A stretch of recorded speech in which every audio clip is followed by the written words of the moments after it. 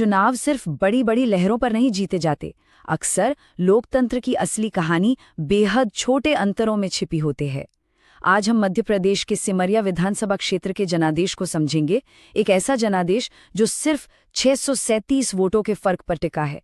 ये विश्लेषण हमें सिखाएगा कि लोकतंत्र में सबसे छोटी आवाज भी कितनी गहरी और कितनी जरूरी होती है। 637 ये सिर्फ एक संख्या नहीं है, ये एक पहेली है, एक संदेश है। सोचिए, 637 वोट्स, इतने कम फर्क से किसी की सालों की मेहनत पर पानी फिर जाता है और किसी की उम्मीदों को एक नई दिशा मिल जाती है। ये संख्या हमें मजबूर करती है कि हम सतही विश्लेषण से आगे बढ़ें और उन जमीनी सच्चाइयों को कुरेदें जिन्होंने इस असाधारण परिणाम को जन्म दिया। तो चलिए सिमरिया चलते हैं। ये मध्य प्रदेश के रीवा जिले का एक ग्रामीण इलाका है। यहाँ की कहानी भले ही स्थानीय हो, लेकिन इसके सबक देश के हर नेता के लिए हैं। ये हमें याद दिलाता है कि शासन सिर्फ वादों और नारों का खेल नहीं है, इसका असली मतलब है लोगों के जीवन पर पड़ने वाला वास्तविक ठोस प्रभाव। इस सफर में हम कुछ बहुत जरूरी सवालों के जवाब ढूंढेंगे। हम 637 वोटों के इस अंतर के पीछे के मतलब को समझेंगे। फिर हम सिमरिया की जमीन की नब्ज को महसूस करेंगे, वहां के लोगों को जानेंगे। हम जनादेश के आंकड़ों का विश्लेषण करेंगे, बूथ से आई आवाजों के ऐतिहासिक पैटर्न को देखेंगे और फिर विश्वास बनाने का एक ठोस खाका तैयार करेंगे। और आखिर में हम सत्ता की जिम्मेदारी पर बात करेंगे। किसी भी चुनावी नतीजे को समझने की पहली सीढ़ी है उस जगह की जमीन और लोगों को समझना। तो सिमरिया की असलियत क्या है, वहां के लोगों की जिंदगी कैसी है, उनके लिए असल में क्या मायने रखता है। देखिए, सिमरिया कस्बा करीब 200 गांवों के लिए सिर्फ एक बाजार नहीं, बल्कि एक उम्मीद का केंद्र है। यहाँ की अर्थव्यवस्था की रीढ़ कृषि है। इसका मतलब साफ है, ज्यादातर लोगों की जिंदगी, उनकी खुशियां, उनकी चिंताएं, सब कुछ सीधे तौर पर खेती, मॉनसून और फसल की सही कीमतों से जुड़ी हुई हैं। जब हम यहाँ की आजीविका के इस चार्ट को देखते हैं, तो एक बात बिल्कुल साफ हो जाती है। यहाँ के ज्यादातर परिवारों की आर्थिक सुरक्षा पूरी तरह से खेती पर निर्भर है। छोटा मोटा व्यापार और खेती के अलावा आय के दूसरे स्रोत बहुत ही सीमित हैं, और यही लोगों के राजनीतिक फैसलों को समझने का पहला और सबसे जरूरी कदम है।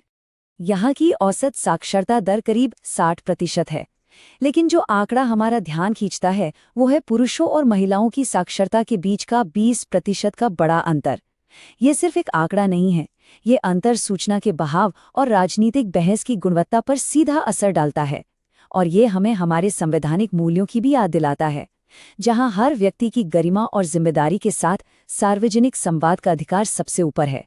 तो अब जमीन की समझ से आगे बढ़कर हम उन सख्त आंकड़ों को देखते हैं जो इस कहानी को बयां करते हैं। चलिए 2018 और 2023 के चुनाव परिणामों की तुलना करके देखते हैं कि असल में बदलाव क्या और कितना बड़ा था। 2018 में तस्वीर बिल्कुल साफ थी। बीजेपी के उम्मीदवार केपी त्रिपाठी को 7,700 से ज्यादा वोटों के अंतर से एक आरामदायक जीत मिली थी। उस वक्त ये एक मजबूत पकड़ लग रही थी, एक ऐसा किला जिससे भेदना मुश्किल हो।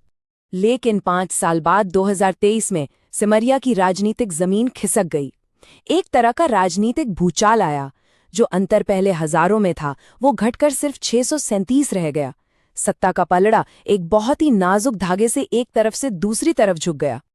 अब इन दो मुख्य उम्मीदवारों के प्रोफाइल पर नजर डालते हैं। एक तरफ कांग्रेस के अभय मिश्रा, 56 साल के, जिनकी घोषित संपत्ति 34 करोड़ रुपए से ज्यादा है और कोई आपराधिक मामला नहीं। दूसरी तरफ बीजेपी के केपी त्रिपाठी, 44 साल के, जिनकी संपत्ति लगभग 11 करोड़ है और उन पर एक आपराधिक मामला है। उम्र, संपत्ति, कानूनी इतिहास, ये सभी कारक मतदाताओं की धारणा को किस तरह प्रभावित करते हैं, यह हमेशा एक जटिल सवाल होता है। किसी एक चुनाव को अलग करके नहीं देखा जा सकता। हर फैसले की जड़ें इतिहास में होती हैं। तो अब हम 2023 के इस नतीजे को इसके ऐतिहासिक संदर्भ में रखेंगे और सिमरिया के वोटिंग पैटर्न को समझने की कोशिश करेंगे। ये टाइमलाइन एक बहुत दिलचस्प कहानी बताती है। देखिए, 2008 से 2018 तक लगातार 3 चुनावों में बीजेपी ने ये सीट जीती। ये एक मजबूत पकड़ को दिखाता है। लेकिन 2023 में कांग्रेस ने इस 15 साल पुराने सिलसिले को तोड़ दिया। ये सिर्फ एक सीट का बदलना नहीं है, ये एक स्थापित राजनीतिक पैटर्न का टूटना है। यहाँ हम दोनों प्रमुख दलों की बदलती किस्मत को समझ सकते हैं। एक तरफ बीजेपी, जिसका 2008 से 2018 तक एक मजबूत संगठनात्मक आधार के साथ दबदबा रहा, और दूसरी तरफ कांग्रेस, जिसने 2023 में सत्ता विरोधी लहर का फायदा उठाया। सत्ता विरोधी लहर का मतलब है मौजूदा सरकार के प्रति लोगों की छोटी छोटी नाराजगियों का इकट्ठा होना। और ये बात इस स्थिति का सार बताती है। मतदाता का भरोसा कोई स्थायी फसल नहीं है, ये एक मौसमी उपज है जो शासन की जमीनी हकीकत और कोशिशों की ईमानदारी पर निर्भर करती है। सत्ता में होना भविष्य की जीत की कोई गारंटी नहीं है। लोगों का विश्वास लगातार जीतना पड़ता है। तो अब तक हमने समस्या का निदान किया है। हमने ये समझा कि नतीजा ऐसा क्यों आया। अब हम विश्लेषण को एक ऐसे खाके की ओर ले जाते हैं जो किसी भी नेता के लिए एक स्थायी जनादेश बनाने में मददगार हो सकता है। ये शिकायतों से शासन तक का सफर है।